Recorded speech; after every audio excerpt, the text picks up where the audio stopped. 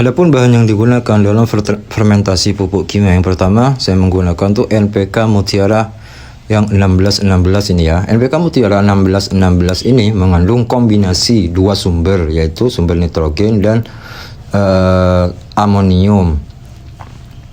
Jadi ini sangat bagus sekali untuk sahabat tani itu pakai. Terus yang kedua adalah sebagai sumber fosfat. Fosfat ini menyediakan fosfat yang lebih efisien, di mana hara ini dibutuhkan tanaman untuk memfasilitasi metabolisme energi.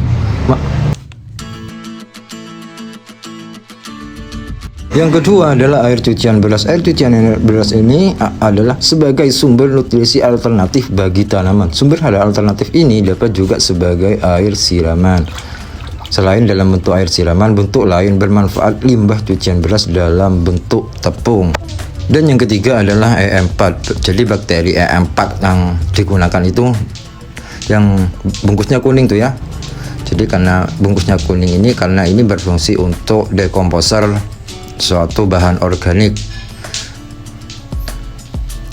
Jadi yang digunakan itu yang berwarna kuning karena ini khusus pertanian. Dan yang berikutnya adalah tetes tebu atau molase. Molase berfungsi sebagai sumber energi dan penyubur bagi bakteri dalam proses dekomposisi untuk menghasilkan pupuk organik cair. Jadi ini bisa dimanfaatkan secara langsung ya aplikasi. Terus yang ketiga adalah telur. Kan telur ini banyak sekali manfaatnya. Yang pertama adalah meningkatkan proses mineralisasi nutrisi organik untuk pertumbuhan dan perkembangan tanaman. Jadi sahabat-sahabat tani itu menggunakan telur satu pun itu manfaatnya luar biasa sekali loh bagi tanaman. Untuk langkah-langkahnya sahabat tani itu yang harus sahabat tani siapkan itu yaitu mangkok kecil, kemudian sendok, kemudian telurnya itu dipecahkan lalu dikocok sampai benar-benar menyatu antara kuning sama putihnya saja, atau biasanya saya dicirikan atau sudah berbusa. Jadi itulah sudah tercampur secara keseluruhan. Jadi itu dikocok. Dan telur tersebut ini banyak sekali manfaatnya di dalam pertumbuhan tanaman, yang yaitu memiliki kandungan, dan kandungan telur ini memiliki kandungan sumber kalsium, fosfat, kalium, dan nitrogen yang dibutuhkan tanaman untuk tumbuh sehat dan kuat. Jadi telur ini memiliki kandungan kalium dan nitrogen, jadi memiliki kandungan hara makro telur ini. Kalau sudah dikocok, barulah kita itu dituangkan air cucian beras. Jadi air cucian beras ini yang saya butuhkan itu cuma 2 liter. Kemudian air cucian berasnya itu dituangkan dalam wadah.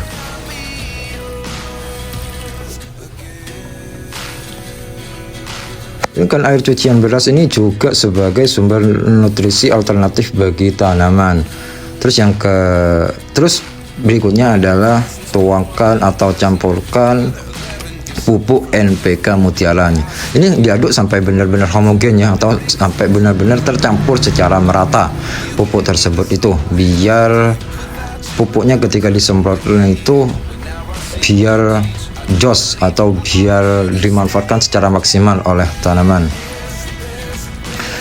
Ciri-cirinya biasanya kalau sudah tercampur secara keseluruhan, biasanya itu pupuk NPK mutiaranya itu hancur biasanya itu, dan itu pun di bagian bawahnya itu ada kayak cover, itu sudah di bagian bawahnya itu yang hancur itu. Jadi itu kalau bisa jangan diikuti ya untuk sahabat-sahabat tani.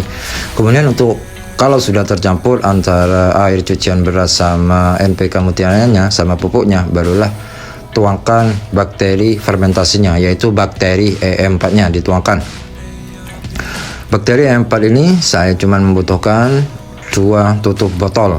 Jadi sahabat tani itu cukup menggunakan 2 tutup botol E4. Kemudian itu diaduk lagi sampai benar-benar homogen atau sampai benar-benar merata ya proses pengadukannya itu. Jadi sahabat tani itu bebas mau mengaduk pakai tangan atau pakai alat, itu bebas. Yang penting intinya itu bahan tersebut itu tercampur secara merata ya. Kemudian untuk langkah selanjutnya barulah kita itu campurkan telurnya. Jadi sahabat-sahabat tani itu bisa dipraktekkan di rumah ini. Ini sangat bagus sekali apabila ini diaplikasikan pada tanaman. Kemudian apabila telurnya itu sudah dicampurkan pada nutrisi, itu diaduk ya, diaduk lagi sampai benar homogen. Dan ciri-ciri biasanya kalau telurnya itu tercampur secara merata itu biasanya sudah mengeluarkan busa. Jadi di campuran tersebut itu sudah mengeluarkan busa. Jadi itu tanda-tandanya bahwasanya cairan tersebut itu menyatu. Nah itu ada busanya, berarti campuran tersebut itu sudah homogen atau sudah menyatu. Kemudian yang terakhir itu adalah tetes tebu ya. Tetes tebu ini saya cuma membutuhkan 1 sendok makan atau 5 cc. Jadi sahabat tani itu kalau misalkan tidak ada tetes tebu, sahabat tani itu bisa menggunakan gula merah. Jadi penggantinya tetes tebu atau molase itu bisa digantikan dengan gula merah ya. Jadi tidak harus menggunakan tetes tebu lah sahabat tani itu. Ternyata air cucian berasnya ini sangat bermanfaat sekali bagi tanaman. Karena apa? Karena tetes ini menurut penelitian Arianti, air cucian beras ini mengandung unsur hara sebagai berikut. Yang pertama itu mengandung unsur hara nitrogen sebanyak 0,03% yang berfungsi untuk merangsang pertumbuhan vegetatif. Terus yang kedua mengandung P2O5 itu sebanyak 0,42%, yaitu berfungsi untuk mempercepat pertumbuhan tumbuhan muda menjadi tumbuhan dewasa.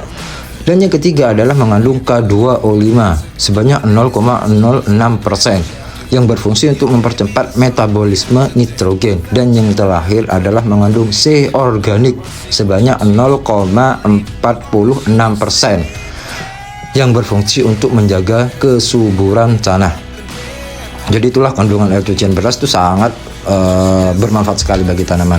Oh ya, sesudah itu diaduk barulah kita itu dituangkan pada wadah yang lain ya. Karena apa? Karena itu biasanya ada kapurnya, di bagian bawahnya ada kapurnya. Dan ini sesudah berumur 24 jam itu biasanya kalau digoyang botolnya itu ada gelembung, itulah bisa sahabat-sahabat tani itu lihat, itu ada gelembung berwarna hijau itu bertanda itu bahwasanya pupuk tersebut itu sudah jadi. Dan untuk konsentrasi penyemprotannya sahabat-sahabat tani ini kalau untuk penyemprotan pada daun itu perbandingannya 1:50. Kalau sahabat tani itu mau disiramkan pada perakaran itu 1:30 ya. Jadi sahabat tani, dan pemupukannya ini bisa sahabat tani itu dilakukan 1 minggu sekali. Jadi pemupukannya ini 1 minggu sekali. Insya Allah tanaman sahabat tani itu subur. Oke sahabatku, mungkin cukup sekian video kali ini. Semoga video ini bisa bermanfaat untuk sahabat-sahabat tani. Dan sampai jumpa di video saya selanjutnya, masih dalam dunia pertanian. Salam pemuda tani.